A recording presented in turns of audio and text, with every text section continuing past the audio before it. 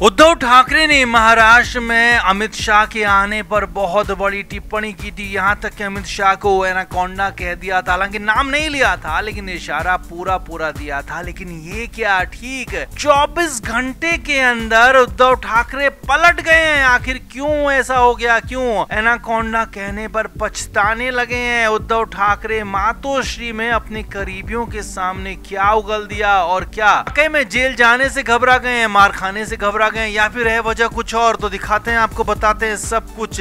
आप भी कमेंट करके अपनी राय जरूर दें, वीडियो को शेयर भी करें। तो अमित शाह महाराष्ट्र आए थे, मुंबई आए थे, यहाँ पर कार्यक्रम में शामिल हुए, इनॉग्रेशन किया। लेकिन इसी वक्त मुंबई के वर्ली में उद्धव ठाकरे की पार्टी का भी प्रोग्राम हो रहा था, और उसी कार्यक्रम में उद्धव ठाकरे ने अमित शाह पर बड़ा हमला किया। नाम नहीं लिया, लेकिन अमित शाह को लेकर उद्धव ठाकरे ने कहा कि एनाकोंडा आया है, वो महाराष्ट्र को उगल जाएगा, मुंबई को उगल जाएगा, वो यहाँ से चला जाएगा उद्घाटन करके, लेकिन वो महाराष्ट्र को उगलेगा, मैं उसे महाराष्ट्र उगलने नहीं दूंगा। तो साफ था कि उनका इशारा निशाना अमित शाह पर था। अमित शाह को एनाकोंडा कह दिया। हालांकि इसके बाद बीजेपी नेताओं की तरफ से भी बयान आए। बीजेपी नेताओं ने उद्धव ठाकरे को अजगर तक कह दिया, और कई तरह की बातें इसमें हुई। लेकिन अब फाइनली अपने बयान के 24 घंटे बाद खुद ही उद्धव ठाकरे पलट गए। जी हाँ, बड़ी बात आपको बता रहे हैं, बड़ी खबर आपको बता रहे हैं। सूत्रों के हवाले से खबर है कि मातोश्री के अंदर उद्धव ठाकरे को अपने बयान पर पछतावा हो रहा है कि आखिर उनके मुंह से ऐसा क्यों निकल गया।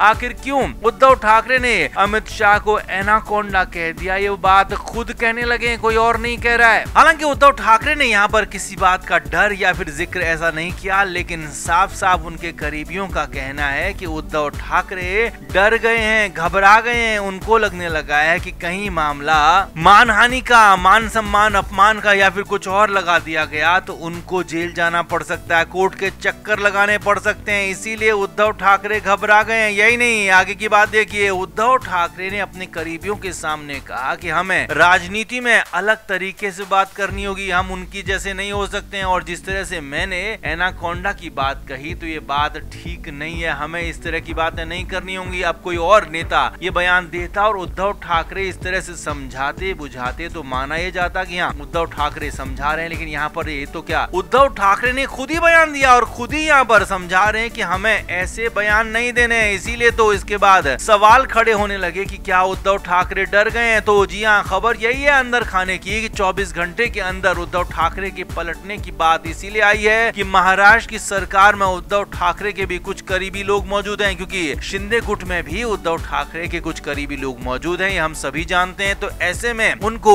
यानी कि उद्धव ठाकरे को महाराष्ट्र सरकार की तरफ से, या कहें कि महाराष्ट्र सरकार में शामिल अपने करीबियों की तरफ से कुछ ऐसे इंडिकेशन मिले हैं कि इस पर बड़ी कार्रवाई हो सकती है और इस मुद्दे को बड़े लेवल पर ले जाया जा सकता है। इसीलिए तो उद्धव ठाकरे 24 घंटे के अंदर ही बैकफुट पर आ गए। इसीलिए तो 24 घंटे के अंदर ही अपनी ही बात से पलट गए और अपने ही कार्यकर्ताओं के सामने, अपने करीबियों के सामने कहने लगे कि हाँ, मैंने गलत कर दिया, ऐसा नहीं करना चाहिए था। यानी कि ये तय है कि उद्धव ठाकरे को भी सरकारी कार्रवाई से डर लगने लगा है। उद्धव ठाकरे को भी लगने लगा है कि अब इस उम्र में, इस वक्त में जेल जाना कहीं से भी मुनासिब नहीं होगा। तो इसीलिए उद्धव ठाकरे वापस बैकफुट पर आ गए। तो आपका क्या कहना है? हम तो यही कहेंगे कि क्या ऐसा बयान दिया जाना जरूरी है जिसे कि 24 घंटे के अंदर वापस ले लिया जाए, या फिर सिर्फ और सिर्फ ये एक सियासत के लिए हो रहा है, पॉलिटिक्स के लिए हो रहा है और यहाँ पर पब्लिसिटी के लिए सब कुछ किया जा रहा है? आप क्या मानते हैं? कमेंट जरूर करें, वीडियो को शेयर भी करें।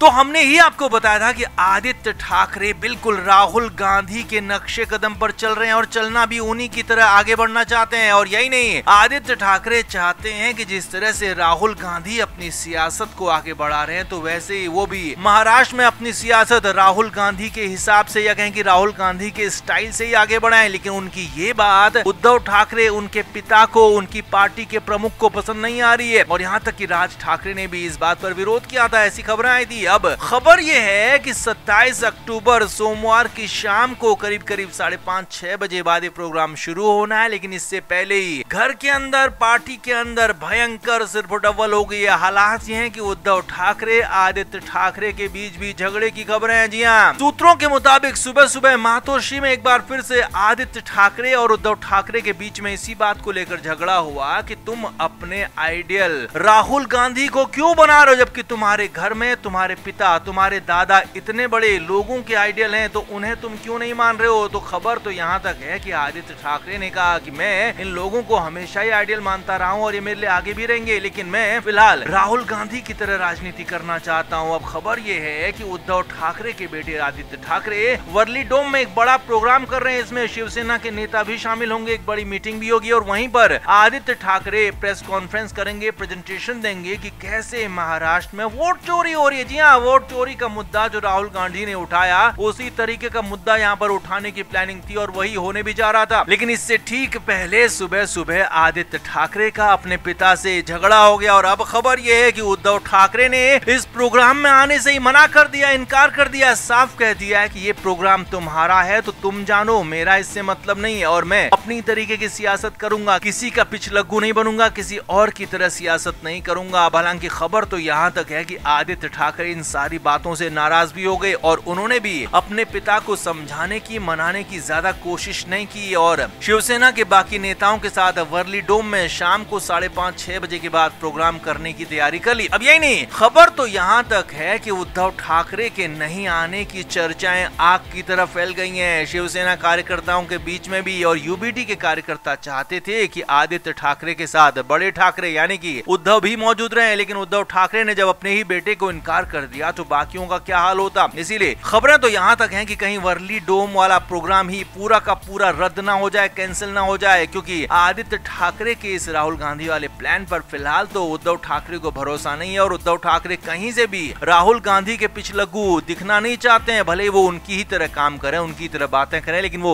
दिखना नहीं चाहते हैं। लेकिन आदित्य ठाकरे खुलेआम सरेआम कह चुके हैं कि वो राहुल गांधी की तरह राजनीति करेंगे। इसीलिए दोनों के बीच में विवाद बढ़ गया। आप देखना यही होगा कि देर शाम जो प्रोग्राम वर्ली डोम में होने वाला है वो होता है या नहीं, और अगर होता भी है तो वहां पर आदित्य ठाकरे क्या करते हैं, किस तरह की ऐलान करते हैं, किस तरह की बातें करते हैं, किस तरह के खुलासे करते हैं, ये देखने वाली बातें होंगी। तो आपका इस पर क्या कहना है? उद्धव ठाकरे, आदित्य ठाकरे दोनों के बीच में भी विवाद पर आप भी कमेंट बॉक्स में अपनी राय जरूर दें, वीडियो को शेयर भी करें। Flame media report.